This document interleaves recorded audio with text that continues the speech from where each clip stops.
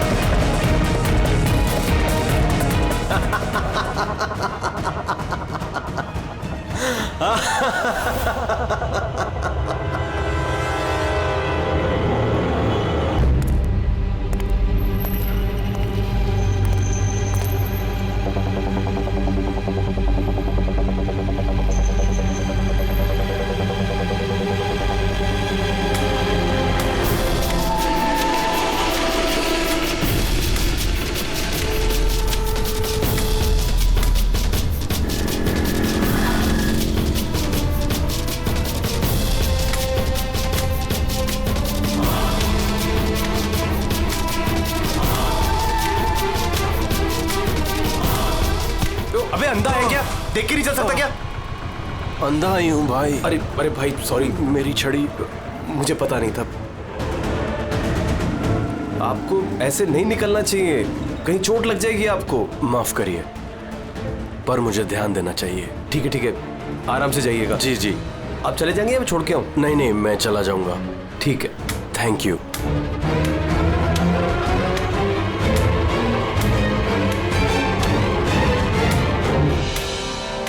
क्या हो गया यार, ये इतना दर्द क्यों हो रहा है?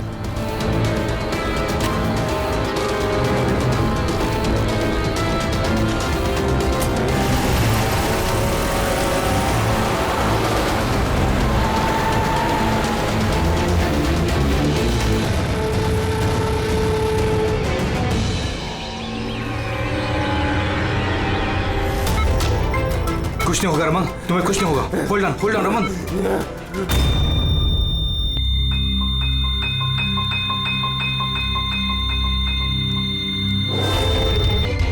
Oh my God, he's dead. और इनकी मौत नेचुरल भी नहीं है। अब क्या? I know Priya, it's a murder. और मैंने डॉक्टर सालुंके को इस केस के बारे में सब कुछ पहले से बता दिया था। अब तक तो उन्होंने फाइंड आउट कर भी लिया होगा कि रमन की मौत की वजह क्या होगी। रमन की मौत जहर से हुई है? हाँ बस, बहुत खतरनाक जहर है। ये पहले इंसान के दिमाग पर असर करता है। पहले डिलेरियम, फोटोफोबिया, एमनेशिया। उसके बाद ये जहर इंसान के बाकी के अंगों पर असर करता है। बाकी के अंग धीरे धीरे काम करना बंद कर देते हैं और इंसान की मौत हो जाती है। सर साहब, इसका कोई एंटीडोट तो होगा ना? हर जहर का एंटीडोट होता है फ्रेडी, लेकिन उसके लिए हमें उस जहर के बारे में पूरी जानकारी होनी चाहिए। बस ये जहर आसानी से पकड़ में नहीं आता है। मुझे भी बहुत सारे टेस्ट करने पड़े इसे ढूंढने के लिए। सर, जहर दे के मारना एक अलग बात है, और ऐसा जहर देना जिससे इस तरह तड़प तड़प के मरे, ये जरा चौंकाने वाली बात नहीं लगती? लेकिन ये जो भी कोई है, ऐसी नफरत करता था रमन के साथ कि उसने उसे ऐसी खतरनाक मौत दे दी। समझ में नहीं आता कौन हो सकता है ये, कौन होगा? कोई भी हो सकता है सर, रमन को जुए की लत थी। क्रिकेट, रेस कोर्स, सट्टा, हर तरह का जुआ। और इसी चक्कर में वो 5 करोड़ के कर्जे में था। 5 करोड़? 5 करोड़? हाँ सर, उसको धमकी भरे मैसेजेस भी आए थे। उसके फोन रिकॉर्ड्स में ऐसे कई सारे मैसेजेस हैं जो उसको बुकीज और सट्टेबाजों ने भेजे। ये देखिए। सर हो सकता है इन्हीं में से किसी की धमकी सच साबित हो गई होगी। पता नहीं, पर जिस तरह से इसको मारा है सर, लगता तो नहीं है किसी बुकी का काम है। फिर भी इन्हें बुलाना तो पड़ेगा, शायद कुछ पता चल जाए। हाँ। Hello ACP Pradyuman. अच्छा ठीक है। आप रमन का चचेरा भाई हितेन। हितेन, किसी ने रमन का खून कर दिया है। क्या लगता है आपको किसने किया होगा? मुझे नहीं पता सर, सिर्फ बुरे काम का बुरा नतीजा। एक ना एक दिन तो ये सब होना ही था सर। हम किसने किया, कैसे किया, ये तो नहीं पता सर, लेकिन इतने सारे लोगों से दुश्मनी, इतने सारे लोगों का कर्जा, उन्हीं में से किसी ने सर। अच्छा, आपके अलावा परिवार में इनका और कौन है? माँ है इसकी, लेकिन अब वो कहाँ पर है ये मुझे नहीं पता। ठीक है हितेन, हमारी इन्वेस्टिगेशन अभी चल रही है, तो बॉडी अभी यहीं रहेगी हमारे पास। आप अपना कॉन्टैक्ट नंबर वहाँ लिखवा दीजिएगा, जरूरत पड़ेगी तो आपको तकलीफ देंगे। जी सर।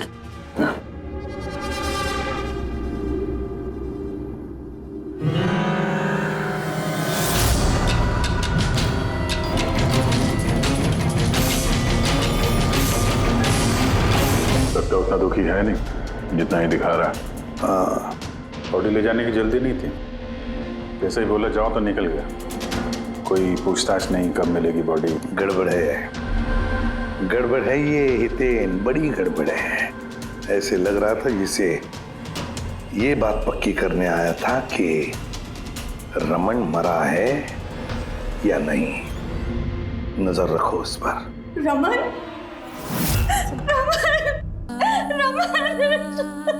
मैम, आप बेटा है मेरा रमन, माँ मैं इसकी वसुंधरा।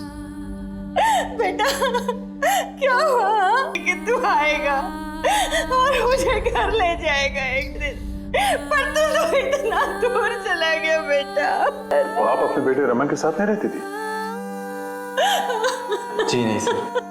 आप? सर मेरा नाम मदन है। भगवान, मुझे क्यों बिठा रखा यहाँ पे? उठा लेता मुझे ही। संभालो अपने आप को। और कितना रोग इस नालायक के लिए। इसको अपनी करनी की सजा मिली है। नहीं बेटा, ऐसा मत कहो। चाहे जैसा भी था, बेटा था मेरा।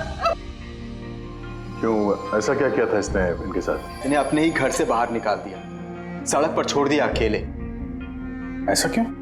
बोला माँ बहुत कर्जा है, घर बेचना पड़ेगा और मेरा खर्चा भी नहीं उठा सकता, इसीलिए मुझे छोड़ दिया। और फिर क्या करती सर, ठीक से दिखाई नहीं देता, कहाँ जाती मैं? पड़ी रही फुटपाथ पे, भूखी प्यासी, बेघर बेसहारा। फिर शायद भगवान को दया आ गई और उसने उस फरिश्ते को भेज दिया। उसका चेहरा तो नहीं देखा मैंने, लेकिन उसने मुझे अपने साथ चलने के लिए कहा और मैं चली गई। एक बड़ा आदमी मुझे इसके पास ले गया। सर, दरअसल मेरी एक संस्था है, संयुक्त वृद्धाश्रम। हम वहाँ पर कोशिश करते हैं कि इन जैसे बुजुर्गों को घर जैसा प्यार और सम्मान मिल सके। माँ जी मुझे वृद्धाश्रम के गेट पर मिली थी एक चिट्ठी के साथ, जिसमें लिखा था कि इनका ख्याल रखना। बस उसी दिन से संयुक्त वृद्धाश्रम इनका घर बन गया। आज सुबह लैंडलाइन पे फोन आया कि इनके बेटे की मौत हो गई है। बस इनसे रहा ही नहीं किया। माँ है ना। मेरी आपसे विनती है, इसके कातिलों को छोड़ना मत सर, जरूर सजा दिलवाना सर, जरूर सजा दिलवाना। देखिए माँ जी, मैं आपसे वादा करता हूँ, हम रमन के कातिल को नहीं छोड़ेंगे, उसे कड़ी से कड़ी सजा दिलवाएंगे। आप प्लीज चिंता मत कीजिए। थोड़ा ख्याल रखिए अपना। मदन, इनका ख्याल रखना। और एक बात, किसी भी चीज की आप लोगों को जरूरत पड़े तो हमें जरूर याद करना। कमाल है तारिका, हॉस्पिटल के डॉक्टर्स की रिपोर्ट के हिसाब से इसकी जांघ पर ये जो निशान है ना, ये या तो किसी एलर्जी का है या फिर किसी जहरीले कीड़े मकोड़े के डंक का निशान है।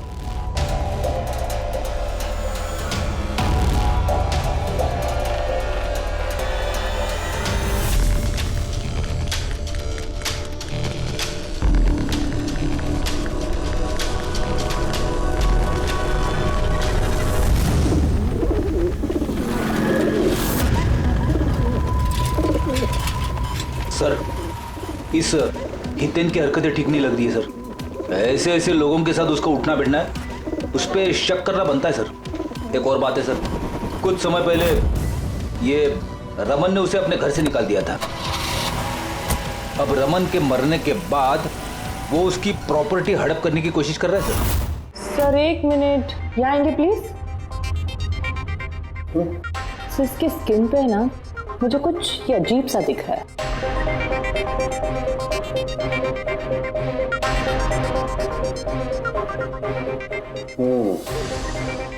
तारिका, ये जो अजीब सी चीज है ना, दरअसल ये पैराफिन है। पैराफिन? मोम। अरे तो इसका मतलब वो जहर इसके थाई में नहीं इंजेक्ट किया गया? किया गया, वो जहर इसकी थाई में ही इंजेक्ट किया। तो फिर ये मोम कहाँ से आया? मोम कहाँ से आया? तारिका, यहाँ से खूनी ने जहर इंजेक्ट किया। दरअसल ये जहर मोम से, पैराफिन से कोटेड था, इसीलिए इसकी इस चमड़ी पर भी और इसके खून में भी हमें पैराफिन मिला है। क्योंकि खूनी नहीं चाहता था कि ये जहर तुरंत इसके शरीर में जाकर के असर दिखाए, इसलिए उसने इसे कोट कर दिया। और ये जो जहर है एस्कोमाइन, ये एक बायो पॉइजन है, जैविक जहर।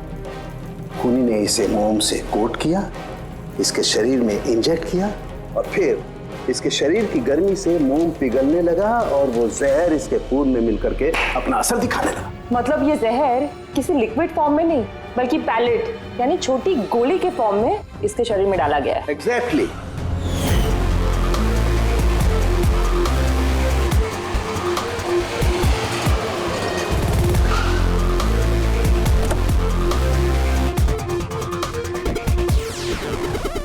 ये वो कंस्ट्रक्शन साइट जहाँ पे रमन इंजीनियर था। उसके कोलीग बता रहे थे कि यहाँ से निकलने के बाद उसको कुछ पैर में तकलीफ हुई है। लेकिन यहाँ पे जो वर्कर्स काम करते हैं उन लोगों ने बताया कि जब तक वो कंस्ट्रक्शन साइट में था तब तक तो वो ठीक था। इसका मतलब जो भी हुआ कंस्ट्रक्शन साइट से बाहर आने के बाद हुआ, तो यहीं पे हुआ होगा। यहाँ पे तो आसपास पता करते हैं, शायद किसी ने कुछ देखा। सर आप लोग चलिए, मैं जरा चाय पी के आता हूँ। मतलब चाय वाले से पूछ के आता हूँ, कुछ देखा है क्या? अभिजीत, ये बच्ची कंस्ट्रक्शन साइट के सामने अखबार बेच रही है, पूछते हैं उससे।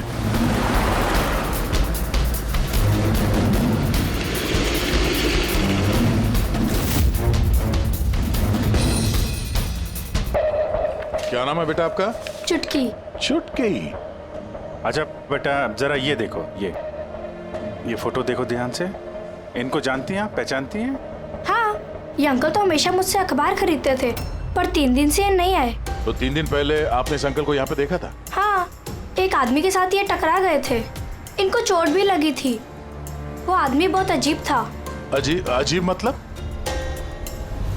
ओ, अबे अंधा है क्या? देख के नहीं चल सकता क्या? अंधा ही हूँ भाई।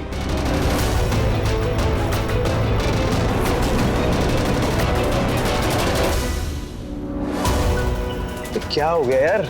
दर्द क्यों हो रहा है?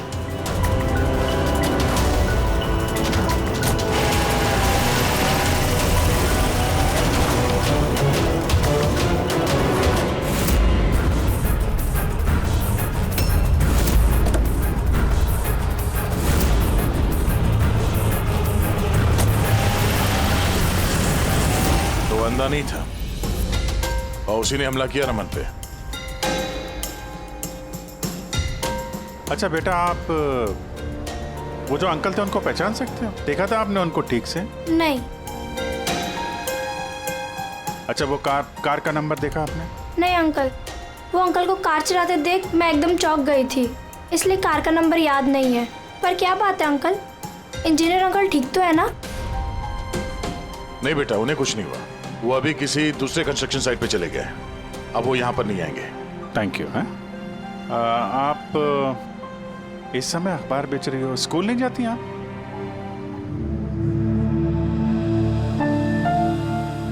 क्या बात है, हैं? स्कूल तो जाना चाहिए। आप कितनी इंटेलिजेंट लड़की हो। एक्चुअली हर बच्चे को स्कूल जाना चाहिए और आपको भी जाना चाहिए। पर स्कूल जाने के लिए बहुत सारे पैसे चाहिए ना अंकल, मेरे पास पैसे नहीं है। बेटा, अगर आपको पैसे ना देना पड़े तो आप स्कूल जाएंगी? हाँ अंकल, जरूर जाऊंगी, मुझे पढ़ना है।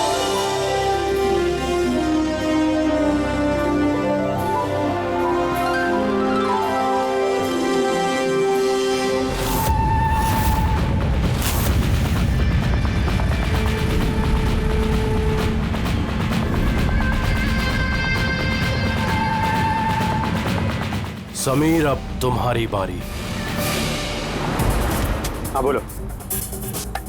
हाँ यार, तुम्हें एक बार में समझ में नहीं आता है। देखो, मैंने तुम्हें पहले भी कह दिया है कि तुम कुछ भी कर लो, मैं इस खंडहर के लिए एक कौड़ी भी खर्च नहीं करने वाला।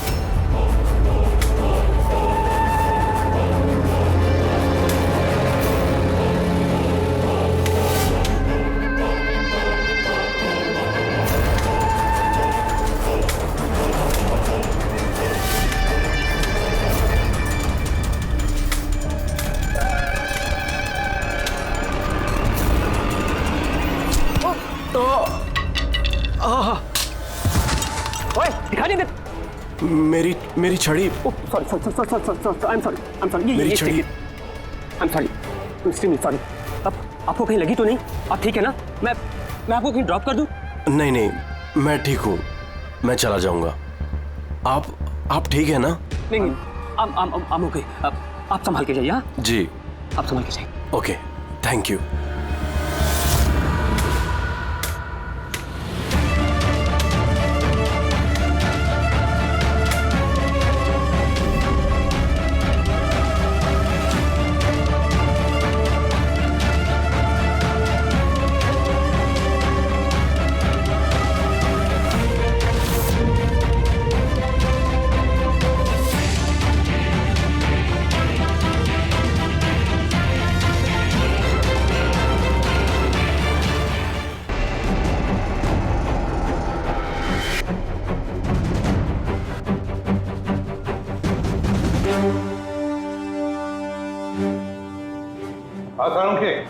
इस आदमी को जो जहर दिया गया ना, वो भी किसी पौधे से ही बनाया गया है। क्या? ये भी किसी पौधे से? हाँ बस, लेकिन ये कौन सा जहर है, ये अभी तारिका पता कर रही है। इस जहर का नाम है रिकिनस कम्युनिस, और ये जहर पहले वाले जहर से भी बहुत ज्यादा तेज और खतरनाक है। रिकिनस? अब ये किसी पौधे का नाम है क्या? हाँ फ्रेडी, ये किसी पौधे का नाम है। और बॉस, ये कोई आम पौधा नहीं है, बहुत मुश्किल से मिलता है। और खूनी जो कोई भी हो बॉस, उसे पौधों के बारे में बड़ी अच्छी जानकारी है।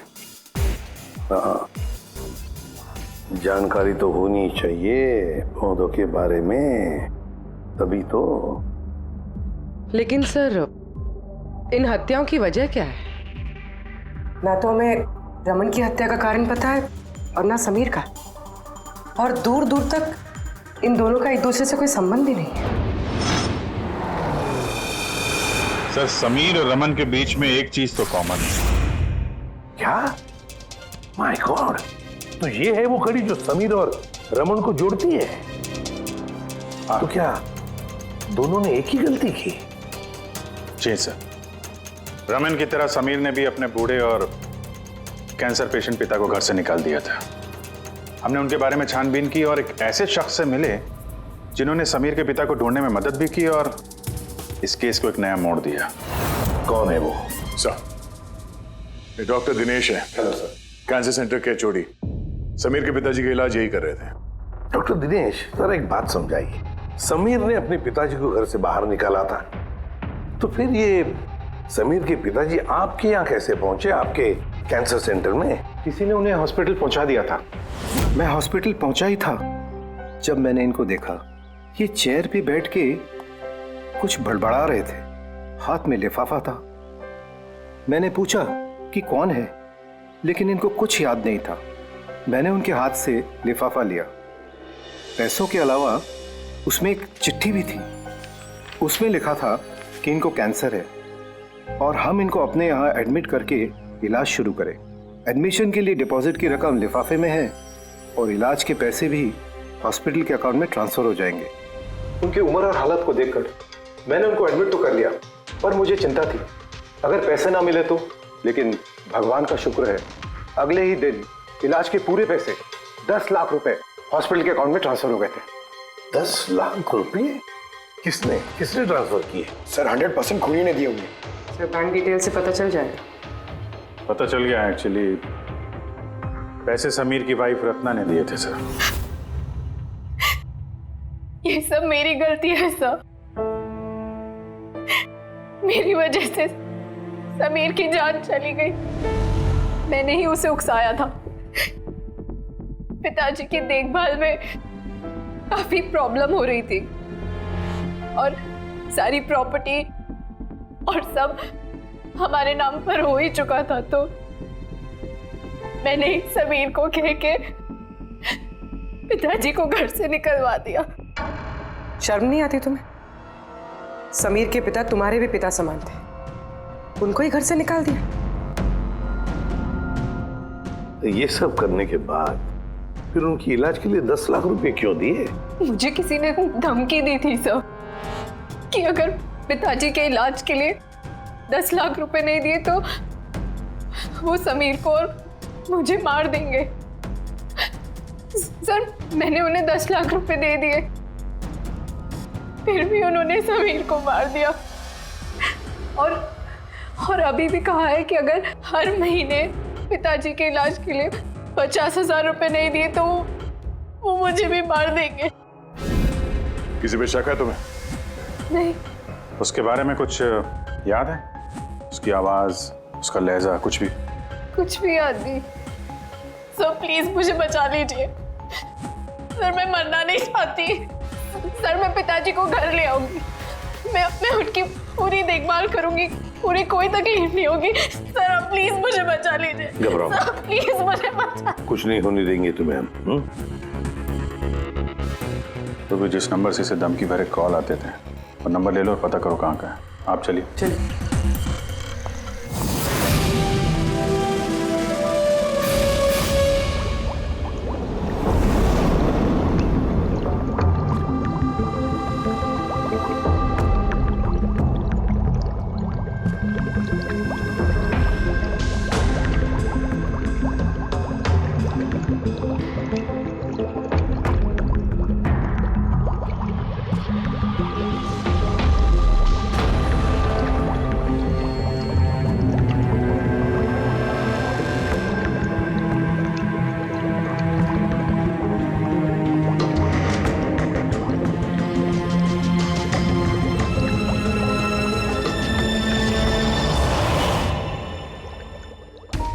सर हमने इतने सारे एंटीडोट्स बना लिए, लेकिन इसकी क्या गारंटी है कि खूनी इन्हीं में से किसी जहर का इस्तेमाल करेगा?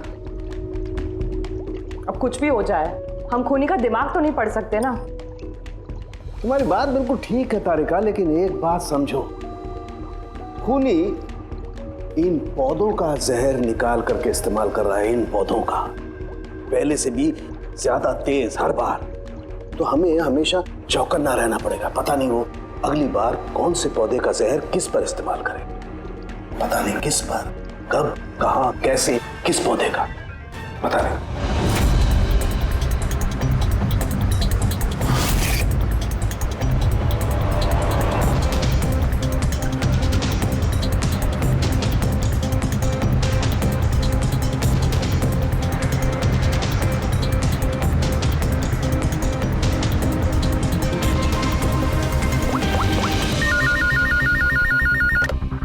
हेलो।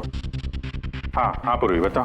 सर वो फोन बूथ जहाँ से कातिल ने रत्ना को धमकी भरे कॉल्स किए थे, वो ये भाईंदर रेलवे स्टेशन के पास है। Bhayandar railway station? वहां तो बहुत भीड़ भाड़ रहती है। जाहिर सी बात है उसने ब्लाइंड मैन के भेस में तो किया नहीं होगा। बड़ा मुश्किल है पता लगाना। सर किसी को कुछ पता तो नहीं है, लेकिन एक खास बात यह है कि ये कॉल्स सुबह 11 से 12 के बीच किए गए हैं और रेलवे स्टेशन के पास एक बस स्टैंड भी है जहाँ से बस जाती है पुणे। बस स्टैंड भी पास में ही है, तो ट्रेन से भी जा सकता है और बस से भी। चलो कोई बात नहीं, देखते हैं। भाईंदर, इसका मतलब कि खूनी मुंबई से ही है और सिर्फ समीर का खून करने के लिए पुणे गया था। तो पुणे वो ट्रेन से गया होगा या फिर बस से या फिर कोई प्राइवेट गाड़ी या फिर खुद की गाड़ी से। वही तो सर, खूनी को पता था कि हम लोग रत्ना तक पहुंच जाएंगे और ये कॉल वाली बात खुलेगी, इसलिए वो हमें गुमराह कर रहा है सर। खेल खेल रहा है हमारे साथ। हाँ, खेल खेल रहा है। मगर सर हम लोग खूनी तक पहुंचेंगे कैसे? हमारे पास उसके खिलाफ तो कोई इंफॉर्मेशन है ही नहीं और हमें यह भी नहीं पता है कि उसका अगला शिकार कौन होने वाला है।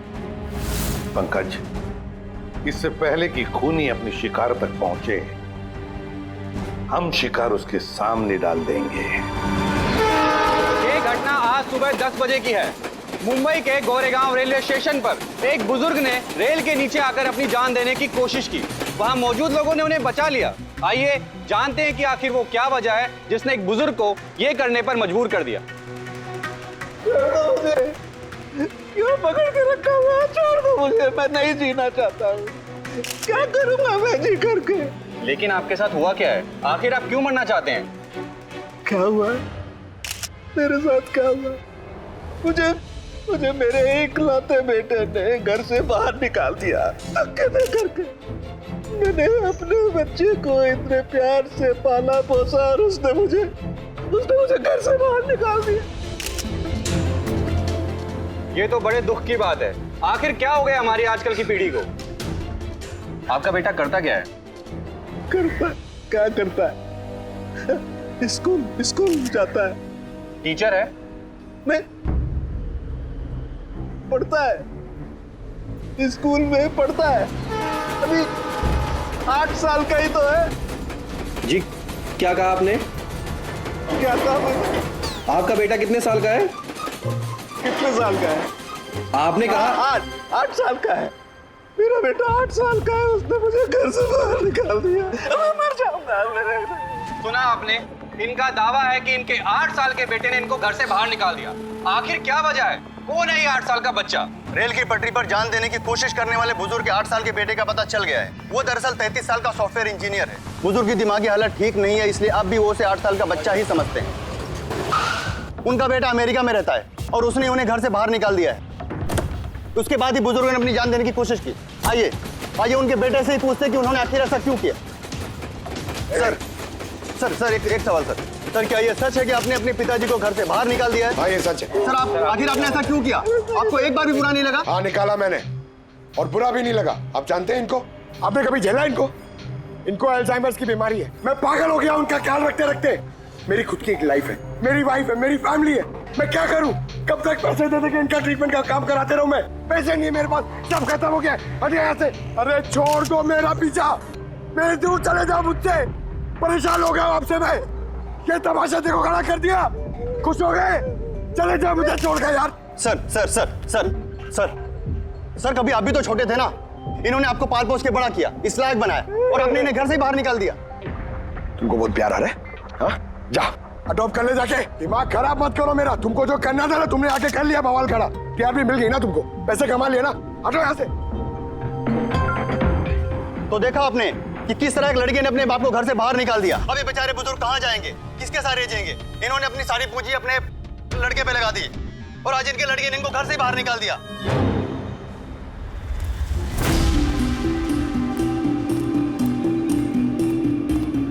बड़े बच्चे गुब्बारे ले लो जल्दी। गुब्बारे वाला गुब्बारे ले लो। अरे बेटा गुब्बारे ले लो। गुब्बारे वाला गुब्बारे ले लो। गुब्बारे ले लो। गुब्बारे ले लो बेटा। गुब्बारे ले लो, गुब्बारे, गुब्बारे वाला, गुब्बारे,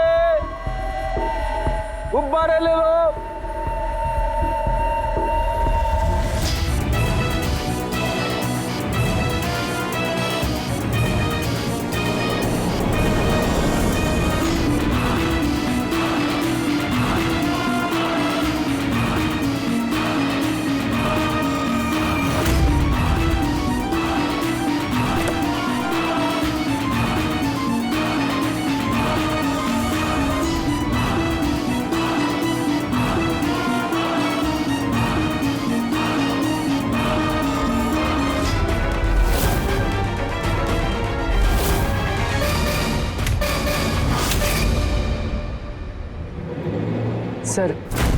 सर एक अंधा बिल्डिंग की तरफ आ रहा है।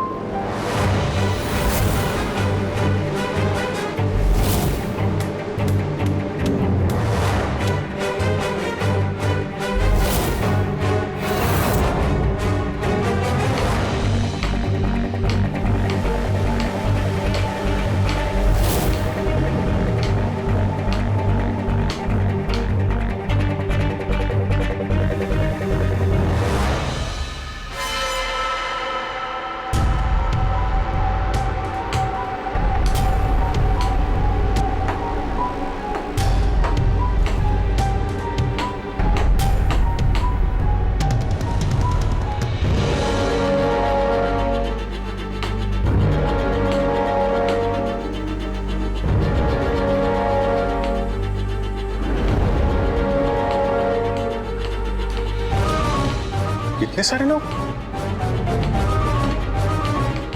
सर, इतने सारे अंधे एक साथ? हमने तो एक सोचा था, यहाँ तो 8-10 निकले। लगता है ये कोई चाल है। आप लोगों को जाना कहाँ है? एक मिनट आप लोग रुकिए। एक मिनट, यहाँ कैसे आ गए आप लोग? आइए। ये आप सब कहाँ हैं आप लोग? यहाँ क्या बात है? क्या हुआ? यहाँ आंखों का फ्री चेकअप होने वाला है। संपत है आप? संपत? उसने ही बुलाया था हम लोगों को। देखिए, यहाँ पे ऐसा कोई शिविर नहीं है। कौन संपत कौन है? किसने बुलाया आपको? उसने ही तो बुलाया था यहाँ।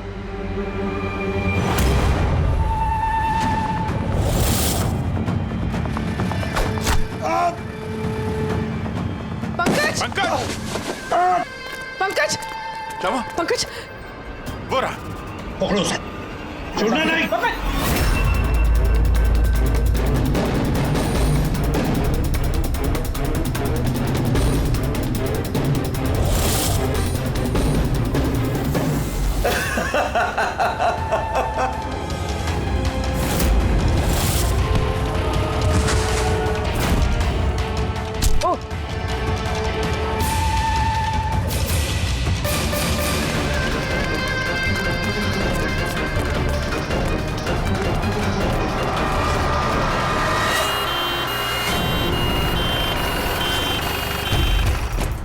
आजा, जल्दी आजा। पंकज, तुझे कुछ नहीं होगा। पंकज, इसे एम्बुलेंस में लेके चलो।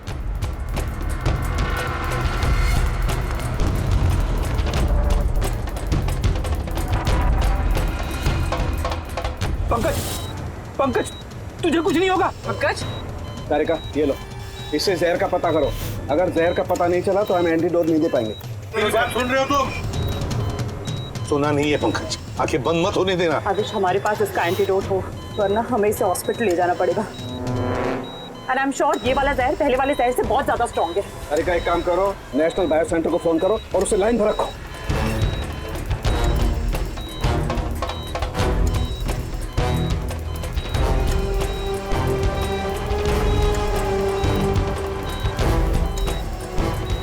Pankaj, don't worry, Pankaj.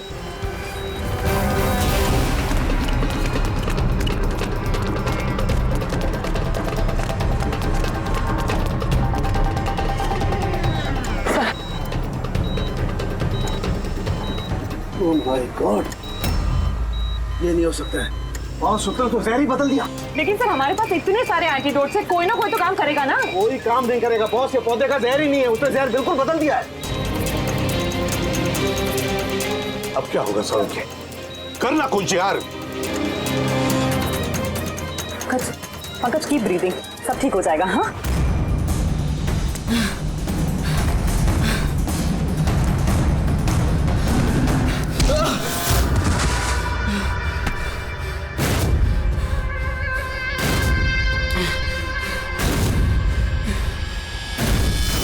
Sir मेरा नाम मदन है।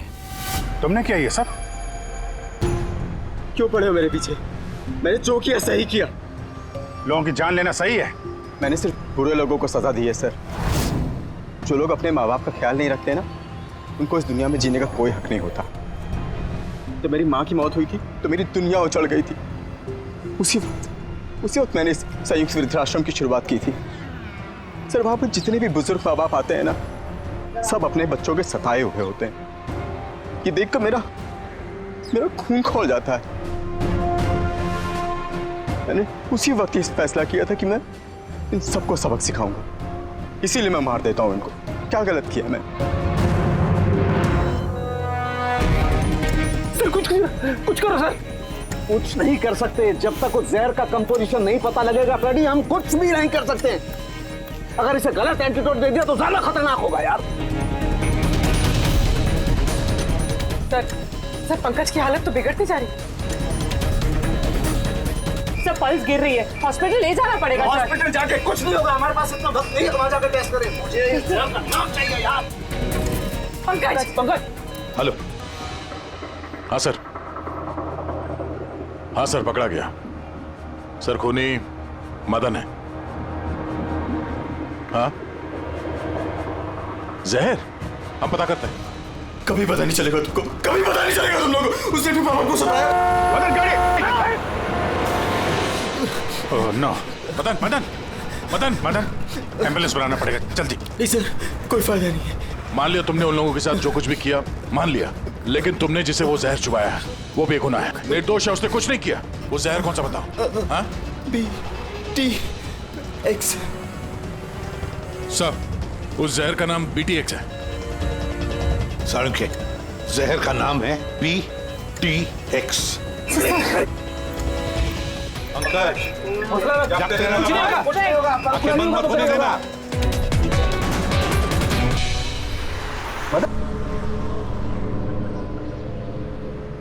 बस हो गया, you'll be all right। बस अब पंकज को कुछ नहीं हो सकता है, कुछ भी नहीं।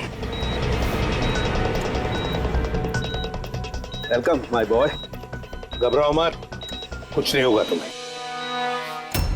तुम आदमी अच्छे थे मदन, लेकिन तुमने जो किया वो सही नहीं था। ये तो चला गया अभिजीत, तो चाहे कुछ भी हो जाए, इसका वो वृद्धाश्रम बंद नहीं होने देंगे।